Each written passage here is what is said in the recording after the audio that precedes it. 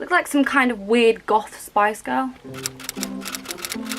Hello my lovelies and welcome back to my channel. My name is May and welcome to my book corner. So today we're going to be starting hopefully a new series on the channel called 5-minute reviews. One of my problems is when I watch review videos of books is that they're always 4 hours long. And I don't have time for that. I want a nice, quick, precise review of a book I may or may not want to read. So that's what I'm going to give you guys, and hopefully you will enjoy it. So today we're going to be talking about An Enchantment of Ravens by Margaret Rogerson. Now I only finished this book last night, so it's pretty fresh in my mind. So a quick disclaimer, this video may include spoilers. I will do my best not to, and if I happen not to include any, I will leave it down in the description below, so go check that out quickly before you watch the rest of it, okay? So the brief plot is that it's set in the FAE world, which is made up of 4 courts: summer, spring, autumn and winter. And in this FAE world, the fairies, or the fair ones, are unable to produce any type of craft. So that's paintings, tailoring,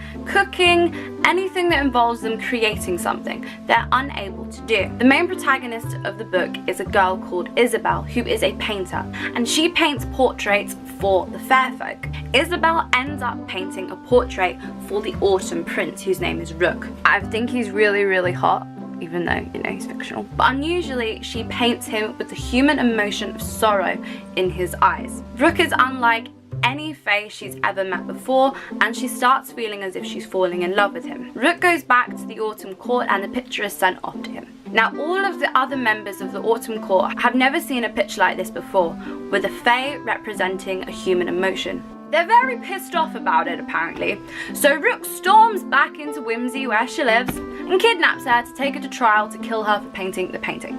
And that's the main premise. Now I wouldn't exactly call this an adventure fantasy book, it's more of a romance. And I didn't realise when I bought it, because you guys know I'm not really that into romance novels. I only really got it because of the whole fae thing. I'm not saying it was bad.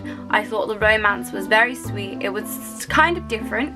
We've never really seen a fae creature falling in love with a human before, and I feel like it's going to be the start of a whole big fairy epidemic, like when Twilight came out that kicked off the vampires, and then we had the werewolves, and then we had the zombies.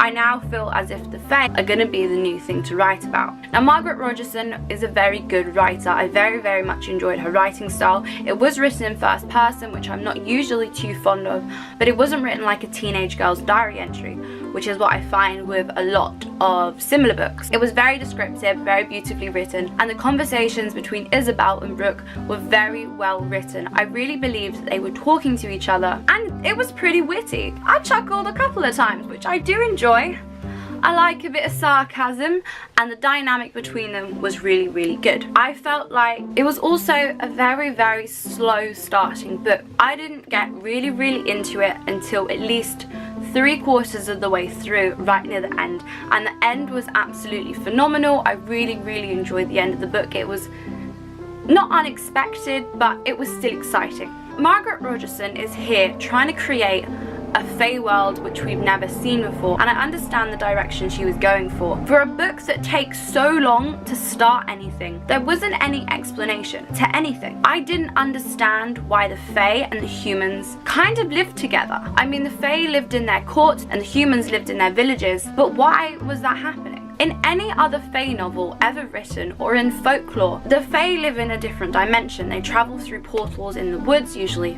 toadstool circles or something like that, to travel between the fae and the human world, and I didn't understand why they lived harmoniously. And I just feel if it took so long to get into the story, that there could have been a bit more of an explanation, or maybe an explanation as to why the fairies couldn't produce craft. As you guys may or may not know, I am a massive lover of the fae, of all things fairy and of folklore. Lots of what she wrote about came in line with that. The fact that the fairies have no emotion and they're different to their actual, and that they glamour themselves so they appear different to what they actually look like. All of that was kind of true towards folklore, and maybe she was just going for something different, something that no one had written about before. The fae and folklore in modern either fantasy or young adult fiction is not really explored that much. It's kind of difficult to base this off anything else. The only two authors I know who I really enjoy the FAE books they write are either Holly Black or Raymond D. Feist. Please leave me a comment down below if there's any more I should check out. But one of the main points in both of their novels, the FAE are evil. They're evil beings. And this all would have stemmed even from In Midsummer Night's Dream, where they were wicked, because that's what they do. I felt like we lost some of that in this book. Even right near the end where there was a big plot twist that I was like, ah, it's happening. The fairies are gonna get really, really evil. And they did for a bit. And then it kind of faded off and they stopped. Maybe this is me just being simple-minded or not liking change or whatever. I don't understand why people would change the whole nature of a mythical creature.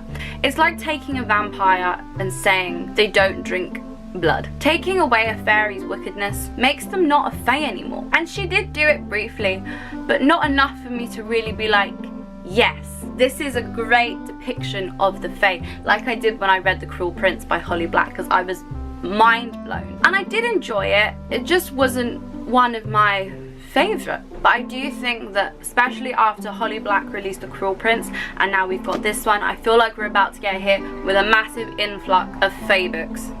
And it kind of makes me nervous because I don't know how I feel about it. But just a quick recap. Yes, I did enjoy the book. I liked her characters. I liked her writing style. Plot was a little bit slow, could have been explained better, and there were lots of aspects of the fae that I thought she missed. But that's just because I'm a massive, massive fairy enthusiast. But that is it for today's video, you guys.